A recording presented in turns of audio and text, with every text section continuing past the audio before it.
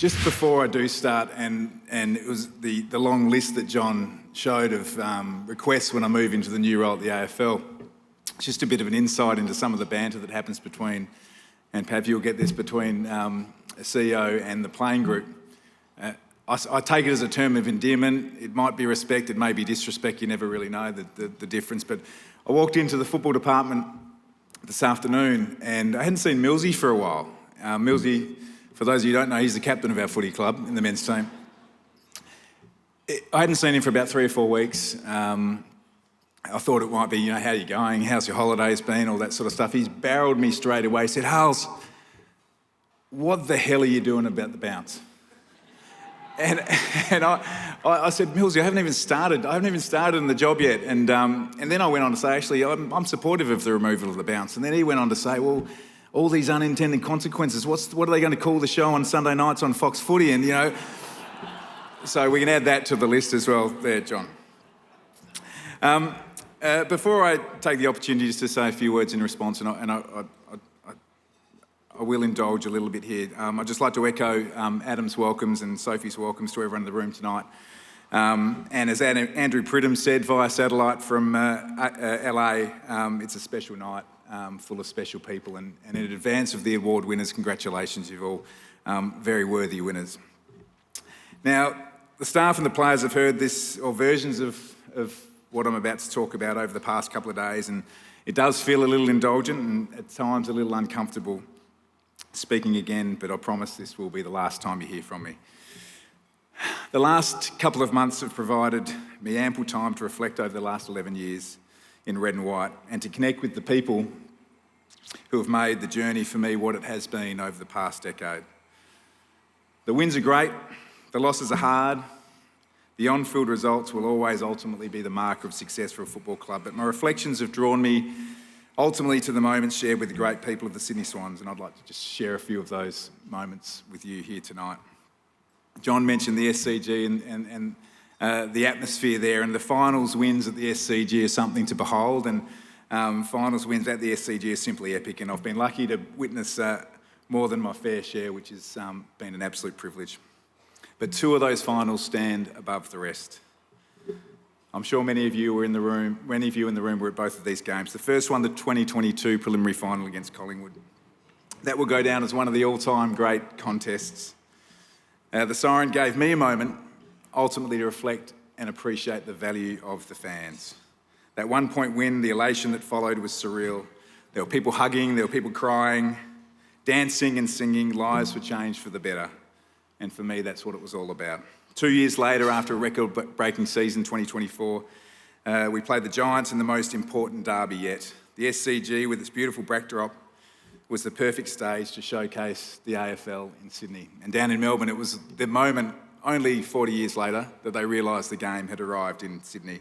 The game was a classic, Isaac was brilliant, and it will go down in folklore, and that final goal was just immense. It was an awe-inspiring day. Speaking of awe-inspiring moments at the SCG, no one will ever forget Lance Franklin's 1,000th goal. On rare occasions, the SCG just throbs, it just genuinely heaves. When you're out on the middle of the field, which I was in the 2005 semi-final, when Nick Davis kicked 4 goals to break the hearts of all the Geelong players on the way to the 2005 premiership, it really throbs, the SCG. And on that occasion with Bud, it certainly did that again. And with each goal edging him closer, the fans crept towards the fence. And by the final quarter, they were ready. And Bud, with his trademark poise, slotted it calmly before what felt like all of Sydney swarmed onto the SCG. It could have been chaos, but Bud embraced it. Ever the showman embraced it. Chad and Ollie ended up on Driver Ave, and Ramps had a pie with Jason Kimberley on a picnic rug in the middle of the MCG. It was magic. As John touched on away from the men's game, I've often said that building our AFLW team was one of the most fulfilling projects I've ever been involved in. The board, a brave decision back in 2017 not to apply for an inaugural licence, has been absolutely vindicated. We were committed to doing it right. That's what this footy club does. The decision fast-tracked our focus on our new home, which I'll talk to in a sec, and the talent pathway for young girls to come through and represent the Swans in the AFLW.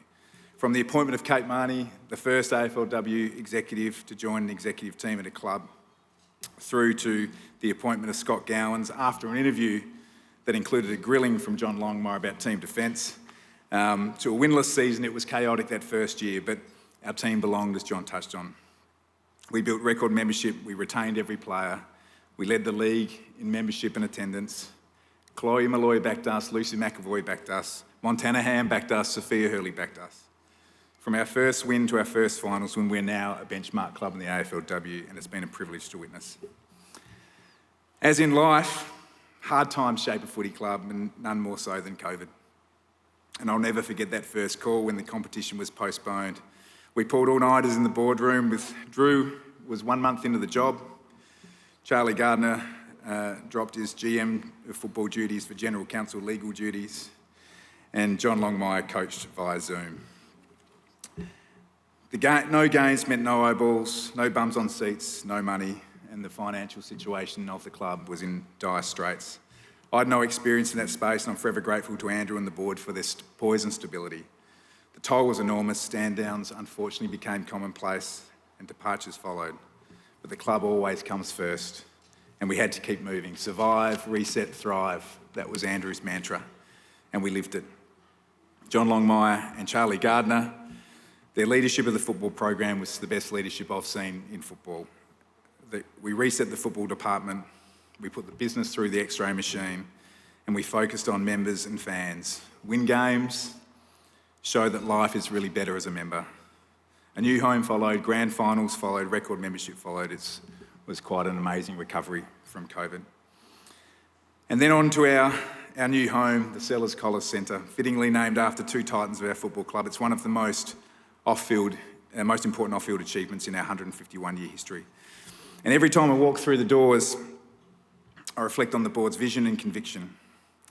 But like a lot of parts of Swans history, it wasn't without its challenges.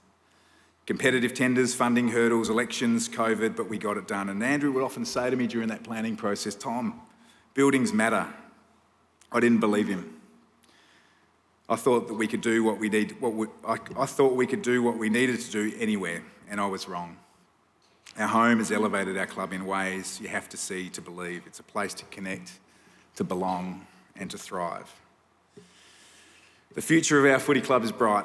On and off the field, we'll continue to be flag bearers for this great game, and it's an absolute privilege. So a few thank yous before I sign off. Bear with me, please. To my teammates on my executive team at the club, senior management team, to Drew, to Nat, Lee, Amanda, Loretta, Leon, Kate, Scotty, Grant, Kelly, Charlie beforehand, and now most recently John, thank you. Your support has been immense, and I'd back our team against any team in the league. To the staff who have heard all this before, but in front of our fans, we've shared some amazing highs, we've shared some lows, we've laughed, we've cried, and I hope you all know how much you mean to me. And a quick shout out to Paul O'Connor, hopefully Paul's in the room, who also finishes up this year. He's a life member finishing up after 23 years, so congratulations, Paulie, and enormous innings. To Andrew Ireland, who's not here tonight, for entrusting me with the GM role in 2014. It's one of the toughest jobs in the game, and your support meant everything. To Richard Collis, Basil Sellers, Peter Wynant, and the other titans of our club, your support and care have never wavered, and it's an absolute privilege to call you friends. To John, we've had lots of hugs, lots of tears over the last little bit. Thank you, John. As you touched on, we shared a hell of a ride. Unsurprisingly, you mentioned it, and I'm going to mention it here, we're always aligned and always supportive. It's great in football when you come across people, and we hadn't met before I started at the Swans, but an unwavering alignment on footy. The things that stack up in the biggest games and the type of players that ultimately deliver for your footy club. You're a master coach, but it's your care and compassion that sets you apart, John, and I've learned so much from you, and I love you and respect you for it. To Coxie, Dean Cox and Scott Gowans, leading our two programs in AFL and AFLW, seeing the growth of you as coaches and leaders has been extraordinary, and has brought great joy to the players. Dean, big night for you tonight. Had some challenges in the first part, but I have absolutely no doubt that the team and the club is in extremely safe hands, and our athletes love playing under you. So good luck, Coxie. To the board members I've worked with, thank you for your strength, resolve and support. And to our players, past and present, AFLW. Know that everyone in this room, we ride the bumps with you. We all exist in a work sense to give you the best chance of success. Playing elite football is a gift and a privilege. Never lose sight of that. Always strive to make the club better every day. My family and I will certainly be supporting. To the very first captain I worked with, Macca, thank you for everything that you've done. Very few stack up to your impact. And I know that the next adventure and the conversation we had about that will be amazing with Clem, Lolita and Florence over in Chicago. Good luck, mate. Thank you. Andrew's not here, but it would be remiss of me not to thank Andrew. He had a steady hand, his wise counsel, his sage advice, his ruthless pragmatism, and above all, his friendship. Not many will know the support he provided me personally and to our family, especially during those COVID times. I'll never forget that. We're great friends. Our families are great friends. We've shared great experiences at the SCG and abroad, and thanks simply doesn't quite cut it. My move is bittersweet, made more so by the fact I miss our daily chats and banter. He makes me laugh. Funny that. He challenges my thoughts, but he always cares, and the club is very very lucky to have him at the helm. To the fans, thank you. You're our North Star. I hope we enriched your lives because you've certainly enriched mine, and there's nothing quite like a full SCG. A great mentor, friend of mine once said that any decision based on your family is a good one. So to Felicity, Jimmy, Hugo, Arabella, thank you. As John said, nothing gets done in isolation, and your support has been amazing.